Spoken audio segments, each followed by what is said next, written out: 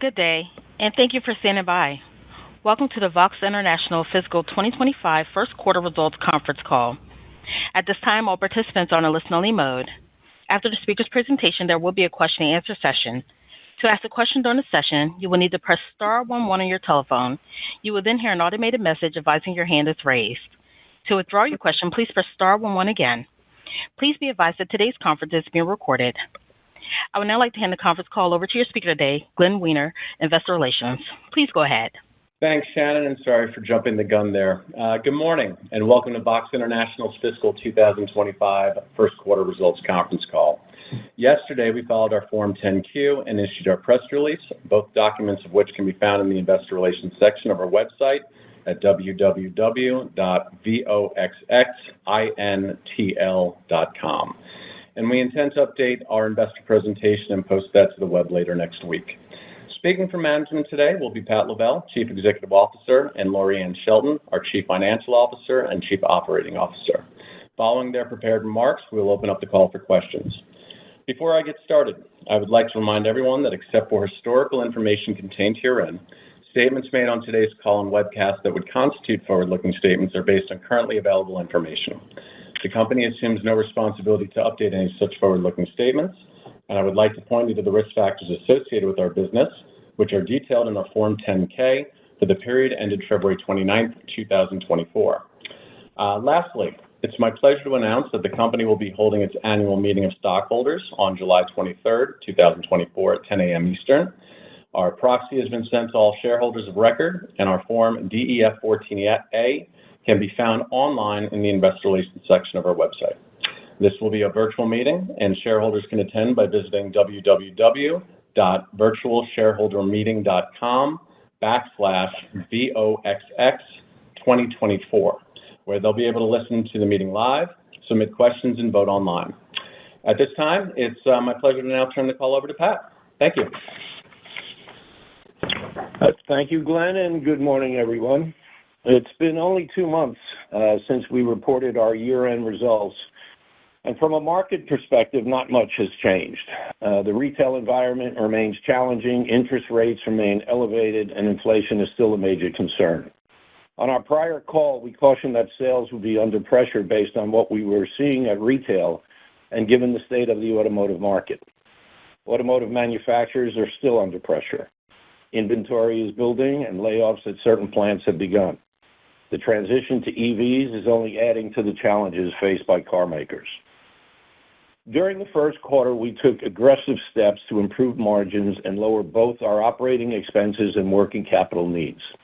As you saw from our Q1 report, margins were up 310 basis points and expenses were cut significantly, down over 16% year over year, with more improvements expected in the coming quarters.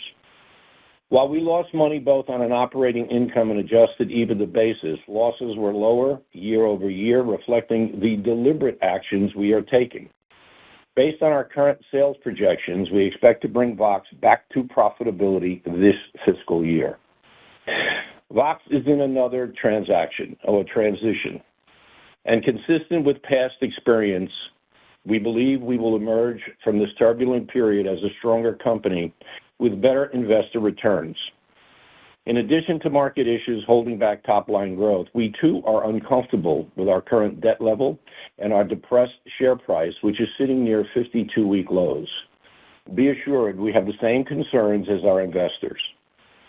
VOXX has been around for over 60 years. We have seen just about everything, and we have always persevered. This time will be no different. Just look back at our last restructuring in fiscal 2019 and 2020. This was followed by 2 of our better years of profitability and cash flow, which propelled our stock to trade over $20 per share. Over the past 2 years, however, we've seen a myriad of global challenges causing us to miss revenue projections as our customers struggle with ever-changing demand. This has been one of our biggest challenges, managing and operating our business based on customer projections with volumes that shift quickly or don't materialize. To counteract this challenge, we are adjusting and taking action to right-size our business based on what we believe sales volumes will be near term, while maintaining operating leverage to capture increases in sales and market share without significantly rescaling overhead. Our focus is clear. We want to remain in markets and categories where we have stability, profitability, and growth potential, categories that generate positive margins and consistent returns. Thus, we have already begun a process to redirect capital to programs that help us achieve these goals. Additionally, during Q1, we engaged Accordion, a leading management consulting company, to assist us in evaluating avenues to support our restructuring and profitability initiatives. Building on what we have already done and have planned, we're getting an outside perspective on other optimization programs we could implement this year. We want to ensure that we maintain the ability to scale quickly, especially as market conditions improve. And our new ERP conversion to Oracle Fusion, which kicked off in June, is a big part of our transition. It's a long-term project estimated to be 18 months to completion. That should result in significantly greater efficiencies, better automation, data and technology tools, and ultimately savings in overheads. We also plan to lower our debt and free up capital to reinvest in the company. Under the VOXX umbrella, we have over 35 trusted brands, several businesses and operating groups, and various product categories within the automotive and consumer electronics industries. Some of the categories are in growth mode, while others are less profitable with slow to no growth. As part of our restructuring, we are again looking at every product and SKU, every customer program, and determining our true cost to serve, meaning all costs that go into supporting each sale, both internal and external. We plan to generate capital efficiencies by either improving or eliminating programs that do not meet profitability criteria while making changes to our structure. In our automotive segment, we're nearing completion of the move of our OEM production to Mexico. We've already realized some of the improvement, but we're still carrying 2 facilities. The transition is scheduled for completion by the end of the second quarter, which will then allow us to significantly reduce our physical footprint in Florida to house only our engineering, quality, and admin OEM groups and a small warranty center. There will be further synergies and savings.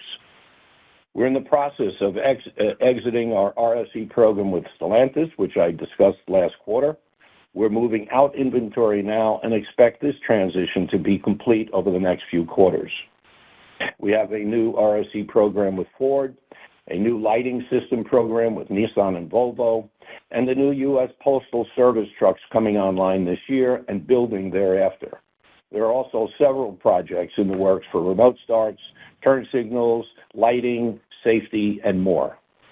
Our OEM business will continue to face some near-term pressure, but looking ahead, we have some strong business upcoming and a better margin and cost structure is anticipated. With respect to the aftermarket, it's been a challenge for the past few years, due primarily to the economy. Pressure will continue this year, though our customer inventory levels have improved, and we expect stronger remote start and alarm business as we move into our third quarter. We have a number of projects underway, and here too, we are rationalizing brands and SKUs to maximize profitability.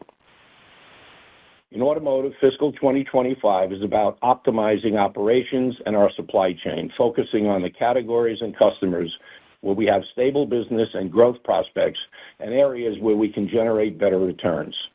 My comments from year-end are the same. Both OEM and aftermarket sales will be hard-pressed, though the segment should be profitable. The key for VOXX is what we do now to enhance profits in the coming years as markets improve and the business grows. Within our consumer segment, starting with premium audio, in fiscal 2024, we retooled our soundbar offerings, entered new categories, and launched a number of new products last year, which reversed the slide in premium audio category and allowed us to expand sales. Our Klipsch Flexus sound system and the new Klipsch Music City broadcast Bluetooth speakers are doing well, and we will be introducing a new line of party speakers towards the fourth quarter. While our sales were down in fiscal 2024, they were down less than the industry and we gained market share.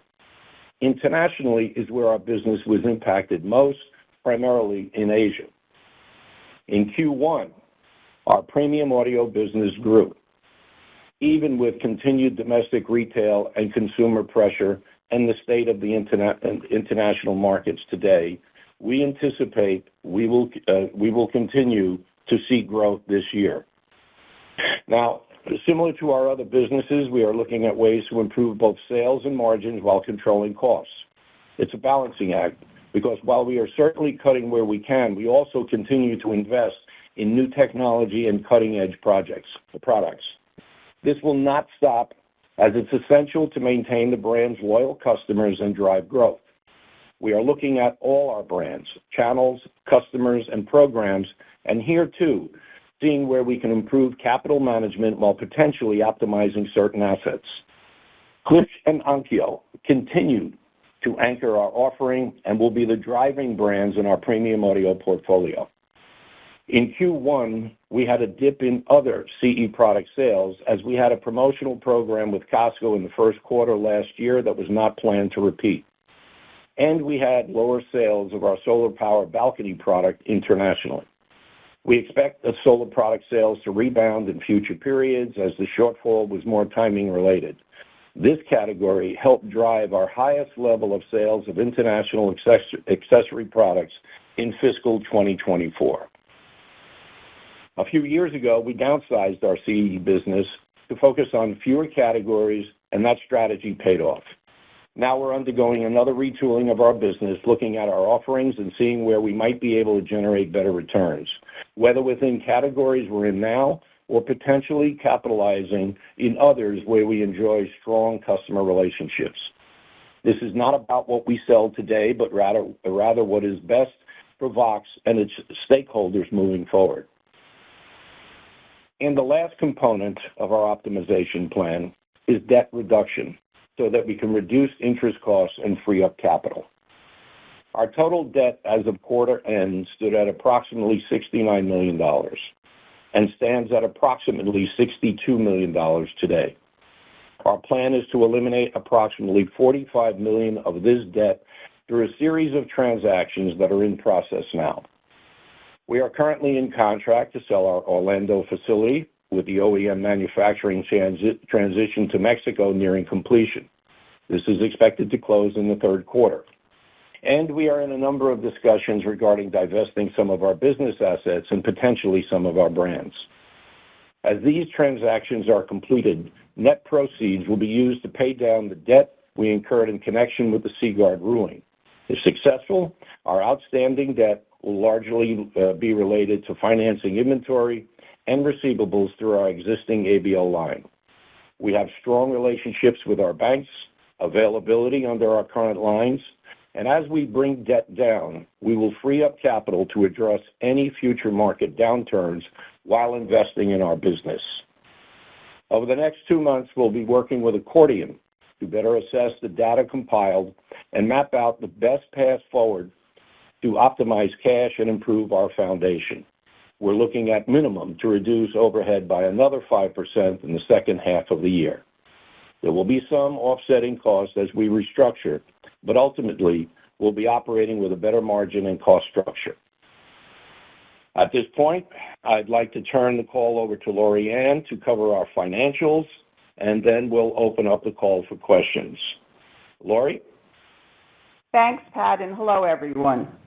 I will now provide a recap of our first quarter results with a little more color around key sales, margin, and expense drivers. We reported Q1 sales of $91.7 million, which were down a little more than $20 million or approximately 18%. Our automotive business declined by $10.7 million, with $7.4 million of the decline in OEM sales and $3.3 million decline in aftermarket sales. Our OEM business was down due to lower volume in rear seat entertainment with 3 primary drivers. No revenue from the Nissan program, which ended towards the end of fiscal 2024. Lower domestic volume with Ford as our program was temporarily halted for one vehicle model. Third, lower revenue from Stellantis as the program is terminating. Our OEM remote start business more than doubled, driven by our new international program with Ford, and our VSM business was roughly in line with the prior year. The decline in the aftermarket was spread across multiple categories. The consumer segment sales were down $9.4 million, and this was due to non-premium audio CE products, which declined by over $10 million.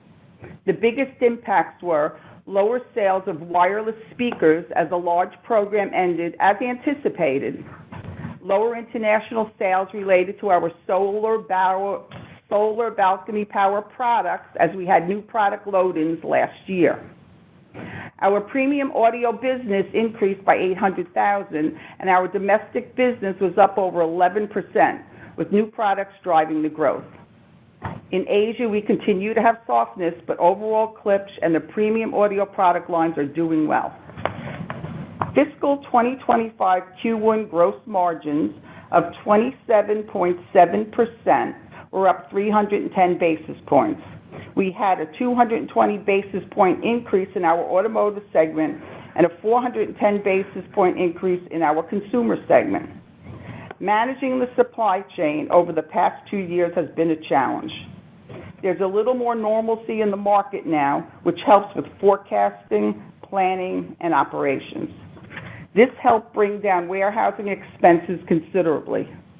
We should also have more pickup from future restructuring initiatives, which are focused both on improving margins and lowering expenses. With the changes we have implemented, we lowered expenses by $6.5 million, or 16.6%, when comparing the Q1 periods. We are constantly looking to reduce expenses and lower our overhead.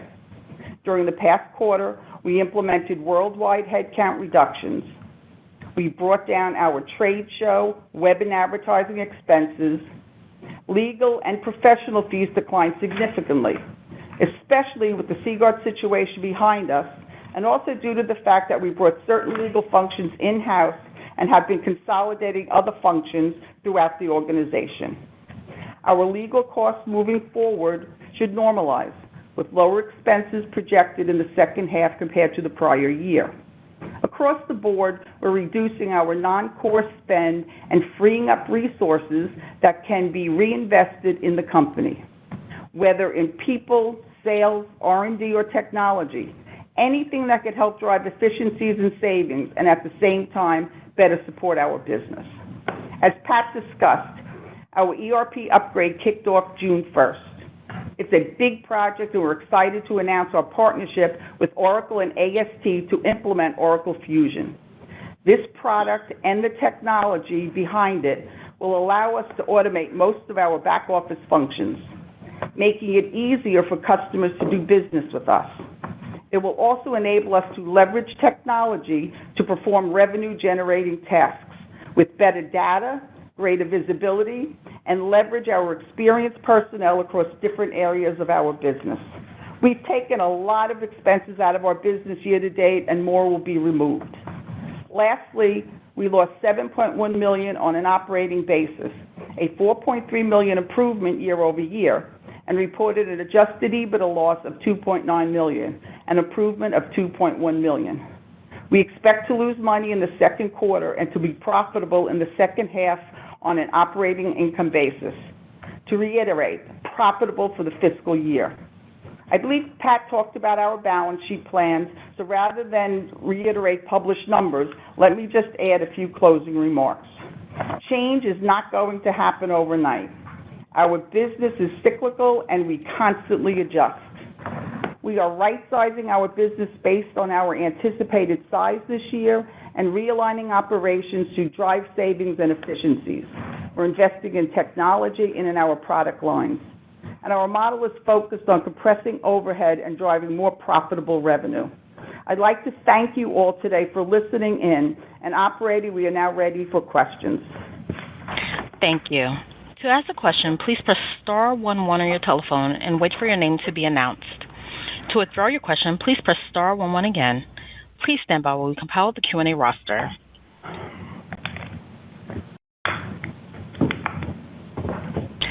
As a reminder, that's star 11 to ask a question at this time.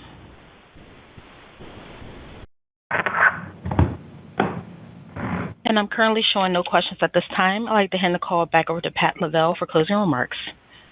Okay. Well, thank you. Thank you all for calling in and your support. Our programs are underway, and I hope to report good progress in the quarters ahead as we move further into this fiscal year. I want to thank you again for coming on and wish you a good day. This concludes today's conference call. Thank you for your participation. You may now disconnect.